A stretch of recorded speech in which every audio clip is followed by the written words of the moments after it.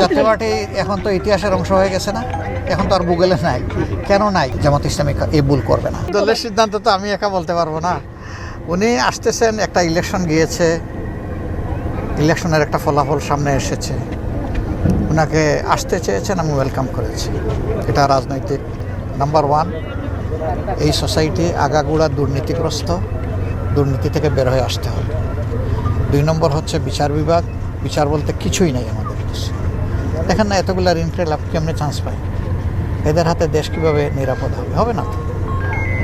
কারণ এরা তো সবসময় নিজের স্বার্থ দেখে। এই জায়গাটায় এমন মানুষ যাওয়া দরকার যারা নিজের স্বার্থ দেখবে না, 18 কোটি মানুষের স্বার্থ দেখবে। সেই 18 কোটি মানুষের স্বার্থ দেখলে কেউ ঋণখেলাপি হয় না। ঋণখেলাপি হইলে কেউ আবার নেতা হইতে চায় না।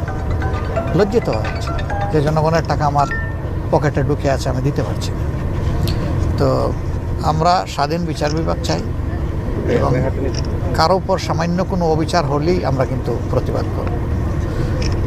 এমনকি সরকারি দলের কারো উপরও যদি আমরা দেখি অবিচার হচ্ছে, তাও প্রতিবাদ করব। অবিচার আমরা মেনে নেব না কোনো অবস্থায়। আর তৃতীয়টা হচ্ছে, সংস্কারের যে প্রস্তাবের উপরে গণভোট হয়েছে, এটা পুরাটাই মানতে হবে। এর কোনো খণ্ডিত অংশ আমরা বাস্তবায়ন দেখতে চাই না। কিন্তু তারেক সাহেব আমার সাথে কি আলাপ করবেন, এটা তো ওনার মনের ব্যাপার। আমি তো ওনার মনের ব্যাপার বলতে পারবো না। উনি আসলে আলাপ করলে আমরা দেশ এবং জাতির স্বার্থকে সর্বোচ্চ গুরুত্ব দিয়ে ইনশাল্লাহ। সংসদ চলতে হলে তো সরকারি দল বিরোধী দল লাগবেই, অবশ্যই লাগবে। সরকারি দল বিরোধী দল হাতে হাত ধরে চলবে যদি সঠিক পথে দেশ চলে। কিন্তু বেঠিক পথে চললে তো ওই চাকা ওখানে চালাবো না আমরা। আপনারা যদি বিরোধী দলে থাকেন তাহলে জাতীয় পার্টির মতো আমরা দুর্বল বিরোধী দল দেখব না। জাতীয় পার্টি এখন তো ইতিহাসের অংশ হয়ে গেছে না, এখন তো আর গুগলে নাই। কেন নাই? তারা তাদের দায়িত্ব পালনে ব্যর্থ হয়েছিলেন, এই জন্য আজকে নাই।